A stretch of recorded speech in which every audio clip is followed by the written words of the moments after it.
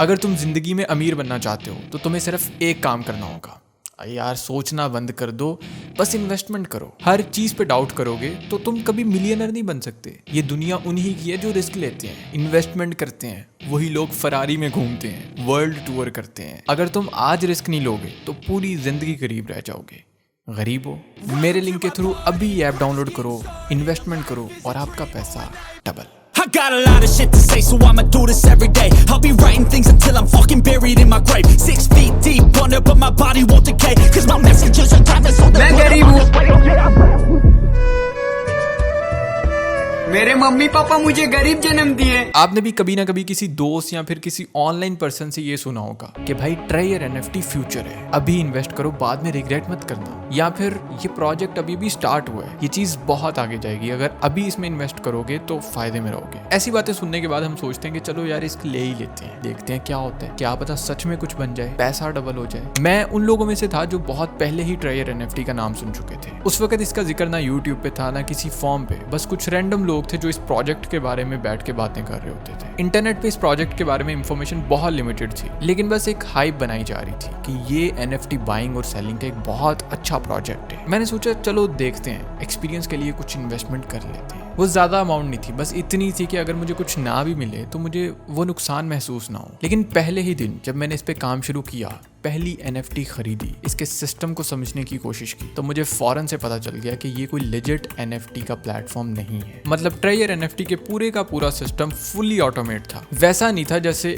Real NFT projects होते हैं। लोगों को इन्वाइट करो, उनसे इन्वेस्टमेंट करवाओ और उनके पैसों का बोनस कमाओ। और जैसे ही मुझे ये पूरे का पूरा स्ट्रक्चर समझ आया तो पजल सॉल्व हो गया। ये एक पोंजी स्कीम थी। पोंजी स्कीम एक ऐसा सिस्टम है जहां पे नए इन्वेस्टर्स का पैसा पुराने इन्वेस्टर्स को दिया जाता है, और जब आवाम ज्यादा बढ़ जाती है तो ऐसी कंपनीज आपका पैसा लेके फरार हो जाती हैं। खैर मैंने इस पर कुछ देर काम किया ताकि मैं अपना पैसा रिकवर कर सकूं, और जैसे ही मेरे पैसे रिकवर हो गए मैंने बिना सोचे इस ऐप को अनइंस्टॉल कर दिया, क्योंकि मुझे पता था कि ये ज्यादा देर तक नहीं चलने वाली। और फिर ऐसा ही हुआ, 6 महीनों में इसकी इतनी हाइप बन गई कि हर बंदा इसमें पैसा लगाना शुरू हो गया। हर तरफ ट्राई योर एनएफटी का नाम था कि हमने इस ऐप से इतना पैसा कमा लिया, तुम भी कमाओ। एंड नो डाउट ये ऐप वाकई में पैसा देती थी। इसी वजह से लोग खुश होते थे और अपने दोस्तों को भी ऐड करवाते थे। और जब इस पर अनगिनत लोगों ने पैसे लगा दिए तो ये कंपनी उन सब लोगों का पैसा लेके भाग गई।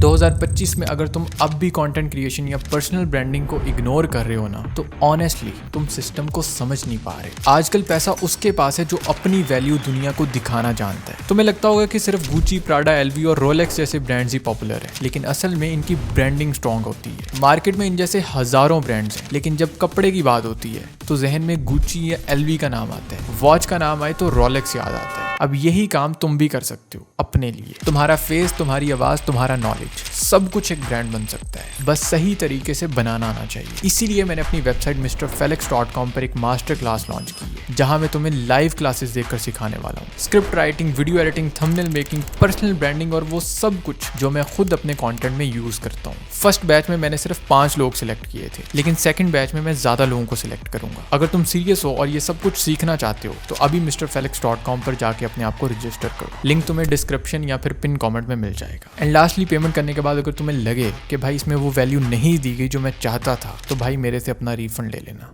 Back to the topic. NFT scam नहीं है, ट्राई योर एनएफटी स्कैम था। एनएफटी खुद में एक लेजिट और पावरफुल टेक्नोलॉजी है पैसा कमाने की। एनएफटी का मतलब होता है नॉन फंजेबल टोकन, और सिंपल अल्फाज में ये एक डिजिटल सर्टिफिकेट होता है जो किसी यूनिक चीज की ओनरशिप का प्रूफ होता है। जैसे कोई digital painting, music track, video clip या फिर एक ट्वीट भी अगर उस चीज का एनएफटी बन जाए तो वो हजारों, लाखों, इवन करोड़ों में भी बिक सकता है। मुझे पता है कि ये सुनकर थोड़ा अजीब लगता है कि भाई एक कार्टून जैसी पेंटिंग इतनी महंगी कौन लेगा, लेकिन भाई लोग लेते हैं और दुनिया भर में इस पर प्रॉपर ट्रेडिंग होती है। इवन मैं भी आज से 4 साल पहले एनएफटी में घुसा था। मैंने कुछ एनएफटीज बनाई थी, लेकिन वो अलग बात है कि वो बिकी नहीं। बताने का मकसद सिर्फ ये कि एनएफटी का एक प्रॉपर वर्क फ्लो है। पहले कोई यूनिक या इंटरेस्टिंग चीज बनाई जाती है, फिर उसे मार्केट प्लेस पे लिस्ट किया जाता है, और जब उसको कोई खरीद लेता है तो ओनरशिप ब्लॉकचेन के जरिए उसको ट्रांसफर कर दी जाती है। अब देखो, कोई ना कोई पेंटिंग है, उसका कोई ना कोई तो ऑनर होगा ना। उसकी हजारों कॉपीज बन सकती हैं, लेकिन जो रियल पीस है ना, वो रियल है। अगर कोई पर्सन चाहता है कि मैं इस पेंटिंग की ओनरशिप खरीद लूं और इसके जितने भी राइट्स हैं वो मेरे कंट्रोल में आ जाएं, तो उसको वो एनएफटी बाय करनी पड़ेगी। ये होता है NFT का पूरा सिस्टम। और ट्रेयर NFT जैसे प्रोजेक्ट्स इस सिस्टम का सिर्फ नाम यूज करते हैं, काम नहीं।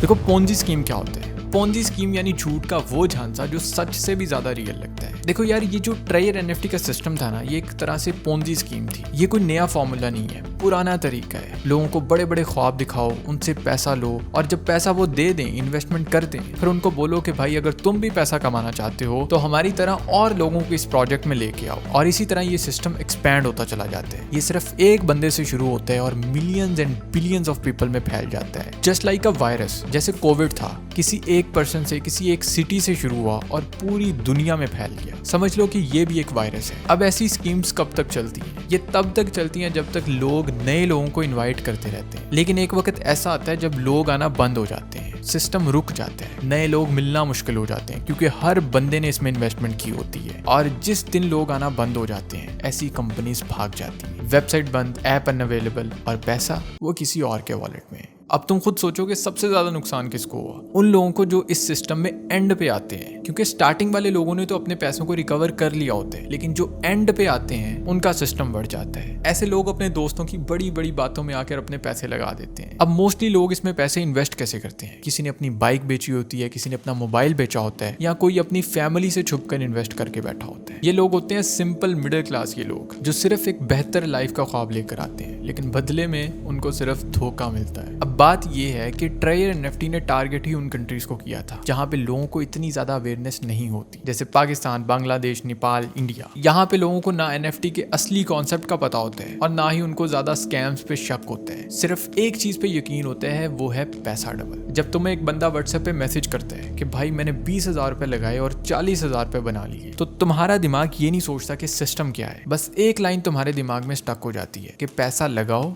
पैसा कमाओ। और ट्रेयर NFT ने इसी साइकोलॉजी का फायदा उठाया, अपनी एक ऐप लॉन्च की, एक शाइनी सी वेबसाइट बनाई, फेक सक्सेस स्टोरीज बनाई, लोगों को ज्वाइन करवाया, और जब काफी ज्यादा पैसा अंदर हो गया, और आखिर में मेरे भाई सिर्फ एक चीज बच जाती है कि यार मैं इतना सिंपल क्यों था, क्यों इतनी जल्दी इस ऐप पर भरोसा कर लिया। बेटा जी कोई बात नहीं, आप इस चीज को डिजर्व करते हो, आपके साथ ऐसा ही होना चाहिए था, ताकि आइंदा आप सोच समझ कर इन्वेस्टमेंट करो। मैं पहले भी ऐसी पोंजी स्कीम्स को बहुत बार एक्सपोज कर चुका हूँ, जैसे फॉरएवर लिविंग प्रोडक्ट था, टोटल पोंजी स्कीम भाई। और पोंजी या pyramid schemes Pakistan, Bangladesh, Nepal, India, US में बैंड है। मतलब कि इन स्कैम्स में इन्वॉल्व होना भी एक क्राइम माना जाता है, लेकिन due to lack of laws कोई इस पर इतना गौर नहीं करता, और ये चीज बहुत ज्यादा कॉमन हो चुकी है। खैर at the end of this video मैं सिर्फ ये कहना चाहूंगा कि पैसा कमाने की ख्वाहिश हर किसी के दिल में होती है, लेकिन शॉर्टकट ढूंढने वाले लोग अक्सर लंबी रेस से निकल जाते हैं। हर दफा जो चीज तुम्हें जल्दी अमीर बनने का रास्ता दिखाती है, वही चीज तुम्हारा सब कुछ ले जाती है। इसीलिए हर बार सोचो समझो और फिर इन्वेस्ट करो। सिर्फ इसलिए कि बाकी सब कमा रहे हैं, इसका मतलब ये नहीं है कि तुम भी उससे कमाओगे। और अगर तुम्हें किसी सिस्टम में ये नजर आता है कि 3 लोगों को लाओ और पैसा कमाओ, तो भाई समझ जाना